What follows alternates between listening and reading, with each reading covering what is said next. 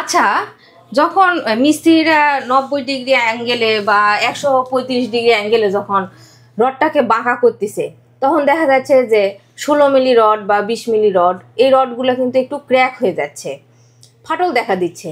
আসলে এটা হচ্ছে মিস্ত্রিদের বাঁকা করার সমস্যা হচ্ছে, যার কারণে এটা ফেটে যাচ্ছে, নাকি রডেরই কোনো সমস্যা যার কারণে রডটা আসলে ফেটে যাচ্ছে?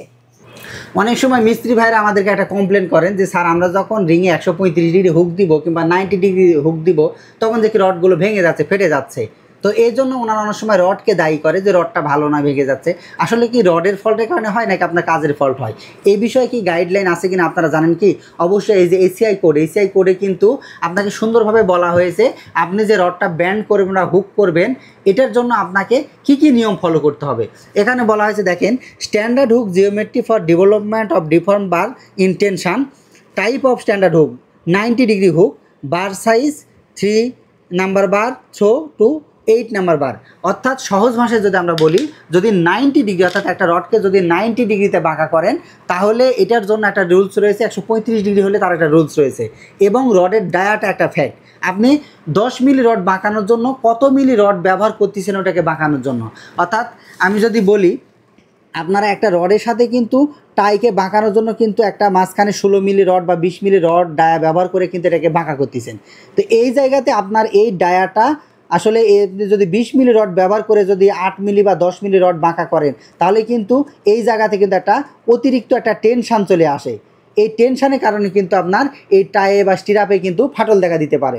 সেক্ষেত্রে গাইডলাইন অনুযায়ী এখানে বলা হচ্ছে যে স্টিরাপের ক্ষেত্রে বা স্ট্যান্ডার্ড হুকের জন্য যদি 3 নম্বর থেকে 5 নম্বর বার অর্থাৎ 10 মিলি রড থেকে যদি আপনারা একবারে 16 মিলি রড পর্যন্ত বাঁকা করতে চান, সেক্ষেত্রে আপনাকে এই যে রডটা ব্যবহার করতেছেন তার ডায়া হতে হবে 6 ডিবি।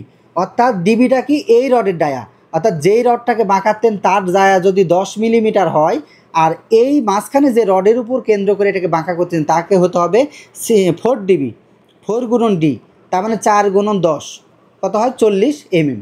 তার মানে আপনি 10 মিলি রড ব্যবহার করার জন্য আপনাকে 40 mm ডায়ার একটা রড ব্যবহার করতে হবে। তাহলে আপনার কিন্তু এই রডে আর কোনো ক্র্যাক দেখা দিবে না। আচ্ছা, আপনার বই পড়ে রেফারেন্স দিলেন, সেটা ভালো কথা, কিন্তু আপনি 10 মিলি রডের একটা ট্রাই রিং বানাতে গেলে আমি 40 মিলি রড কোথায় পাবো? এটা বললেই হবে? আর এখানে আমরা কি বাজারে অ্যাভেলেবল 40 মিলি রড যে সেটা কিনে নিয়ে এসে আমরা লোহায় কাঠে পুঁতে দিব? কেন, আপনি বানায় নিতে পারবেন। বানায় নিব? বানায় কোথায় নিব আমি? না, আসলে একটা ভালো কাজ করতে গেলে আপনাকে তো একটু পরিশ্রম করতে হবে। আপনি একটা কর্মকারের কাছে যেতে পারেন। একটা কর্মকারের কাছে গিয়ে তো ওনারা চাইলে যে কোনো ডায়ার কিন্তু রড, যেমন শ্যাফট রয়েছে বিভিন্ন ভ্যানের শ্যাফট, এই টাইপের কিন্তু চাইলে ওনারা রড দিয়ে কিন্তু আপনি যে রকম ডায়া চাবেন ওরা কিন্তু করে দিতে পারবে। আপনাকে শুধু ইচ্ছা থাকতে হবে। আপনি যদি ইচ্ছা করেন তাহলে অবশ্যই আপনি এটা তৈরি করে নিয়ে এসে কাজ করতে পারবেন। ও আচ্ছা আচ্ছা, আমার তো এটা জানা ছিল না যে কামার বা কর্মকাররা এটা বানায়। হ্যাঁ হ্যাঁ, তারা সুন্দরভাবে বানিয়ে দিতে পারবে আপনাকে। কিন্তু বন্ধুরা, বুঝতে পারলাম যে আমরা যেই রডটায় বাঁকা করব তার 6 গুণ মোটা একটা রড নিয়ে কিন্তু আমাদেরকে ওই চিকন রডটা কিন্তু বাঁকা করতে হবে। তো একদম ক্লিয়ার ভাবে কিন্তু আমাদের গাইডলাইন দিয়েই দেওয়া আছে, একদম এসিআই কোড অনুযায়ী। দেখতেই পাচ্ছেন এখানে কিন্তু একদম একটা টেবিল করে কিন্তু সবকিছু দিয়ে দেওয়া আছে। তো অনেকে এই জিনিসগুলো জানে না, অনেকে করে কি মুখের কথা শুনে শুনে একটা নিয়ম তৈরি করে ফেলে এবং সেটা বলতে বলতে নিয়মটা আলাদা হয়ে যায়, যেটা আমরা বাঙালিরা করে থাকি। তো আসলে আমাদের অরিজিনাল গাইডলাইনে কি দেওয়া আছে সেটা তো আমি আপনাদের দেখিয়েই দিলাম।